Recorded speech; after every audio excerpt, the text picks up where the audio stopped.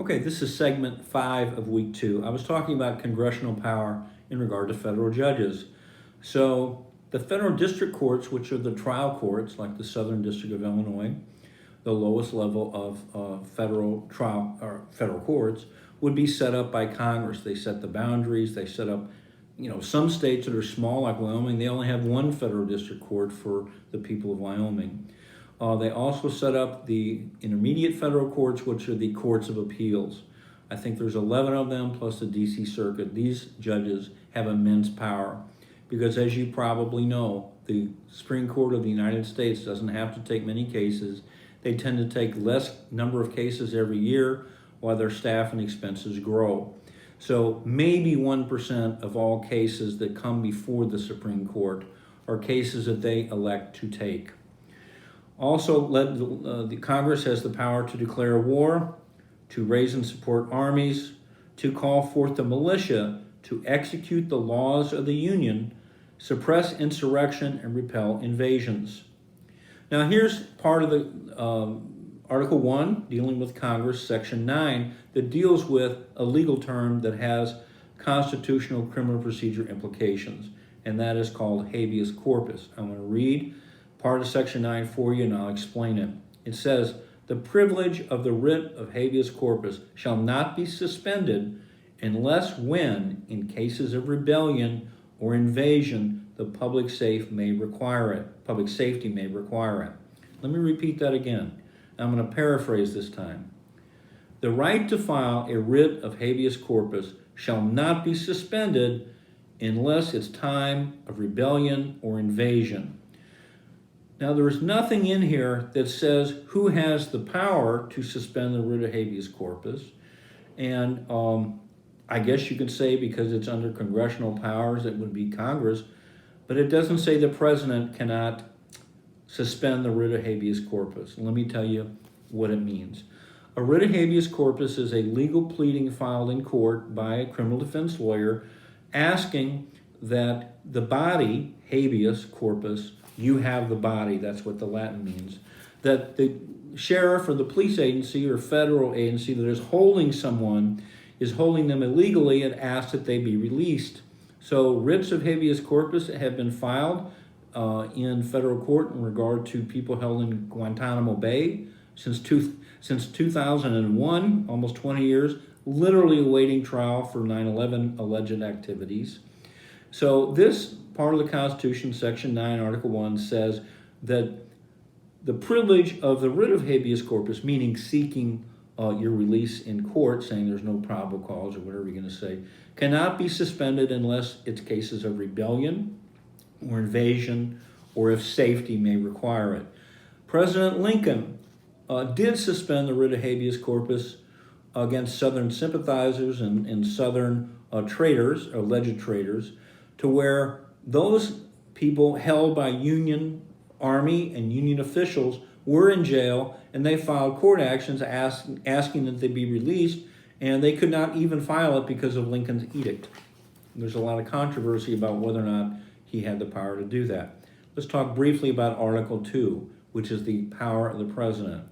Article 2, Section 1, the executive power shall be vested in a president of the United States of America. That's all for purposes of this that we need to talk about, except for the last part of Article 2, Section 4. Quote, the president, vice president, and all civil officers of the United States shall be removed for office on impeachment for and conviction of treason, bribery, or other high crimes and misdemeanors. Let me explain what this means. You already know from living in the United States this year that President Trump was impeached but not convicted, although it was close. If any federal judge is ever going to be booted out of office and they have life tenure, by constitutional mandate, their compensation cannot be reduced during their lives. They also get cost of living increases. I'm guessing that a federal judge these days, it's a hard job and they do work hard, is around $250,000 a year. The only way to get rid of them is if they're impeached by the House for misconduct, and a few federal judges have been impeached through the years, and convicted by the Senate, and thus their reign of power ends. Now I'm going to talk about Article 3, which is much more relevant than Article 2, for instance, in this class. And this sets up the judicial branch of federal courts. It has nothing to do with state courts. Article 3, Section 1 says that the judicial power of the U.S. shall be vested in one Supreme Court and in such inferior courts, district courts, federal appellate courts, as the Congress may from time to time ordain and establish. The judges both of the Supreme and inferior courts shall hold their offices during good behavior, and shall, at stated times, receive for their services a compensation, which shall not be diminished during their continuance in office. By the way, because it's a lifetime appointment, judges get paid, not a pension of, like state court judges, they get like 85% of their salary in pension. These people get 100%. And if they, let's say they retire at age 80, but they still want to do a few cases, they are still paid even if they wouldn't do any cases, but they can take what is called senior status to take the cases that they want to do. So let's talk about this a little bit. The importance of this election coming up, whether you're in one party or the other, is because what can happen if one party wins, wins the House, wins the Senate, wins the presidency, is that that party can control in Congress and the presidency how many Supreme Court justices there will be. So right now it's 5-4 Republicans, right? I know that Chief Justice Roberts says there's no Obama judges, there's no Trump judges. We all know he doesn't even believe that. That is disingenuous. There are conservative justices and there are liberal judges, and we might as well face facts. So right now there's 9 with the Republicans controlling 5-4. If the power change occurs, which I predict to you that it will, and these people will take office in December with Congress in January of 2021, then there can be a bill that is passed in Congress, approved by the Senate, that the president would write. They would add 2 justices to the United States Supreme Court. They'd have to go through the confirmation process, which says the president nominates all federal judges, and the Senate, and the Senate alone, must give their advice and consent. In other words, approve the nominee. The last one that was done was Justice Kavanaugh. So that is what's going on, and that is really one of the significant things that hopefully you will vote and decide coming up. Then in Article 3, Section 2, I'm reading you the relevant parts for this course. The founder said, quote, "The trial of all crimes, except in cases of impeachment," so that's of the executive and these federal judges, "shall be by jury." This is the absolute right that both sides have in federal court. That is the federal prosecutors, the United States Attorney's Office, the Department of Justice Office, the Attorney General. They have a right to jury trial too. State court is different. In state court, the defendant has a right to jury trial, and if the defendant does not want a jury trial, then the defendant alone decides if he or she wants a trial by judge, which is of course called a bench trial. But in federal court, each side has an absolute right to a jury because of this language. Quote, "The trial of all crimes shall be by jury." I'll read you the rest of this part. "And such trial shall be held in the state where said crimes shall have been committed." What this means is the founders are telling us, these federal judges, what the venue of the case is. And the venue is typically the place of trial. And the Constitution is saying if you allegedly commit a trial in the Southern District of Illinois, you do not have to go to St. Louis in the Eastern District of Missouri to try the case. Section 3 of Article 3, and Article 3 is surprisingly short, defines the substantive crime of treason. And I'm going to explain to you later what the difference between substantive law and procedural law is. I'm going to read you the statute. It's only like 6 or 7 lines on what treason is in the United States. And treason, by the way, is punishable by death. Quote, "Treason against the United States shall consist only in levying war against the United States." That means participating in a war against the United States, or in adhering to their enemies, meaning against the enemies of the United States, adhering, I guess, to the philosophy of the enemies, giving them aid and comfort. So it's not enough to just adhere to a political philosophy against the United States, which is protected by the First Amendment, believe it or not, and it should be. You also have to, under this section of the treason law, give aid and comfort to the enemy. That means have to act, provide money, material, guns, support. And the last sentence of section 3 says, and this is the procedural part. First part of it is substantive law. What is the crime of treason? Second part is procedural. No person shall be convicted of treason unless on the testimony of 2 witnesses to the same overt act or on confession in open court. Let me translate that. You cannot be convicted of treason in federal court unless there are 2 witnesses to come in to testify to the same overt act that you allegedly engaged in furtherance of a conspiracy to commit treason. Or you can be convicted if the defendant confesses in open court, like on a plea. Article 4, and the main part relevant here is relevant to every lawyer. Section 1 says, full faith and credit shall be given in each state to the public acts, records, and judicial proceedings of every other state. Here's what that means. If someone has a creditor sue them in Missouri and they owe $2,000 on a credit card and they move to Illinois, the judgment that the creditor, which means court judgment, verdict that they obtained against the debtor in my hypothetical in Missouri can automatically be transferred and recognized in the state of Illinois because of these words of Article 4. Article 5 talks about amending the Constitution. In general, people who want to amend the Constitution need to go through a congressional process first, and then after Congress passes it by 2/3, they have to have 3/4 of the states ratify the amendment. This is why amendments like one in the early 70s, I recall as a young guy, to give women equal rights, it was called the Equal Rights Amendment, that never did get 3/4 of the states to sign on. It would now if that was going to happen. But all that expired many years ago in terms of that attempt to amend the Constitution, but it can happen now. So it's hard to amend the Constitution. Article 6 contains what is known as, and you must know this term, the Supremacy Clause.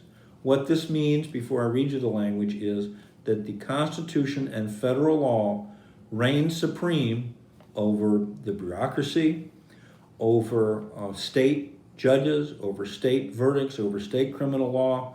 The Constitution has to be followed in every state of the Union by every court, and is supposed to be followed by these administrative agencies that are really not recognized in the Constitution, but have immense power and control over your lives. So let me read you the relevant parts of the 6th article. Quote, this Constitution and the laws of the United States, which shall be made in pursuance of the Constitution, and all treaties made or which shall be made under the authority of the U.S., shall be the supreme law of the land, and the judges in every state shall be bound thereby. So that's a fancy way of saying what I just paraphrased before I read it. How are we doing on time, Mr. Allen? 13 minutes. Okay, so we have 7 left. All right, let's now go into the main source of individual rights to this day from 1791. And I'm going to talk about your rights that you're supposed to have in the Bill of Rights. And the first one, and I said in my earlier videos with you, has primacy. It's first, and it's first for a reason. That's not just me talking. Supreme Court judges have said this too in their written opinions. And that is the First Amendment. I'm going to read it to you, then I'm going to try to explain it to you. And I'm trying to interpret a little bit using the plain language of the First Amendment. Quote, Congress shall make no law respecting an establishment of religion or prohibiting the free exercise thereof, or abridging the freedom of speech, or of the press, or the right of the people peaceably to assemble and to petition the government for a redress of grievances. And let me go through these line by line because they're all really important, and there are literally thousands and thousands of state and Supreme Court cases that interpret the First Amendment. There are hundreds of cases in the U.S. Supreme Court that are very strongly and clearly written interpreting free expression. The first words have been interpreted by the Constitution to mean any government in the United States. So when they opened the amendment, directed to the federal government at first 10 amendments at first were directed only to the feds, It says Congress shall make no law respecting an establishment of religion.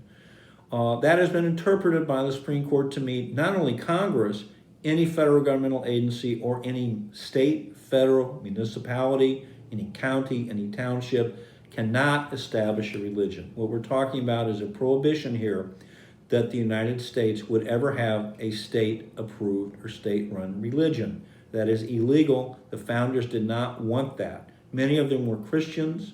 Some of them were not. I don't know enough about religion to know whether, I guess there was a Catholic Church at that time. I'm guessing there was. So the first part is the government shall make no law establishing a state religion. That's my interpretation. Second clause of the religious clause. Or prohibiting, Congress cannot prohibit the free exercise of religion. That also applies to every state and federal government. That means, this is very important these days, that the government cannot tell you what to think. So you have freedom of religion to worship who you want to, and you also have freedom from religion. If you don't want to go to church, or you don't want to go to a mosque or synagogue, nobody can make you go there.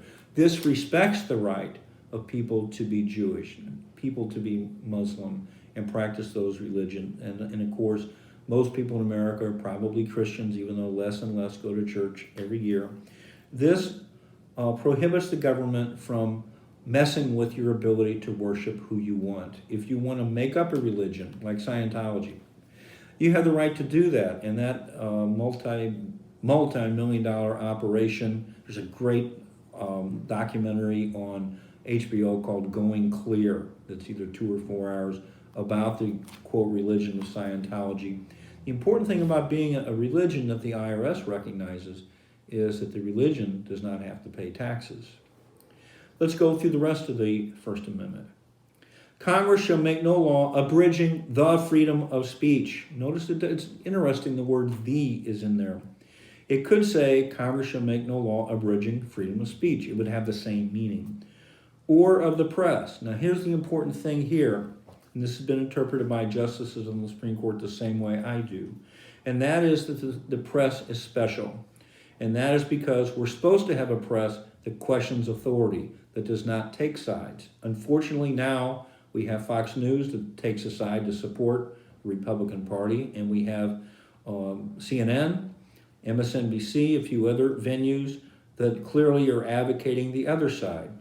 So as long as they question authority, I have no problem viewing any of them, and I try to view, and I would urge you to view a multitude of sources of media to try to get to the truth, because like I said the first night, you really can't get the truth from any source other than the Comedy Club and really good documentaries, and I hope I've recommended some that are going to be of value to you. Also in the First Amendment, Congress shall make no law respecting the right of the people peaceably to assemble. That does not mean go out and riot and burn down innocent people's buildings or kill people or ruin their businesses, because that's not peaceable. I believe personally that after the George Floyd murder, homicide, that had everyone in these cities where there were turned out to be violent protests, had nightly, and I think last night was the 90th night in a row in Portland, had candlelight vigils of people just walking silently, carrying signs, that is something Dr. Martin Luther King would have been for. He was never for violent protest. He was totally against violence. And that is my political philosophy too as a libertarian, the non-aggression principle that we talked about under natural rights.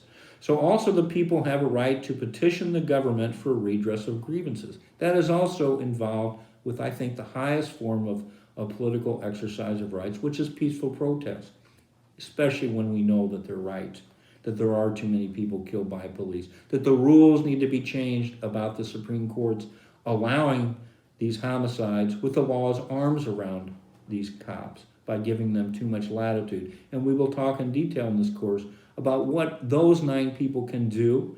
And believe me, I think they're being influenced by what they see.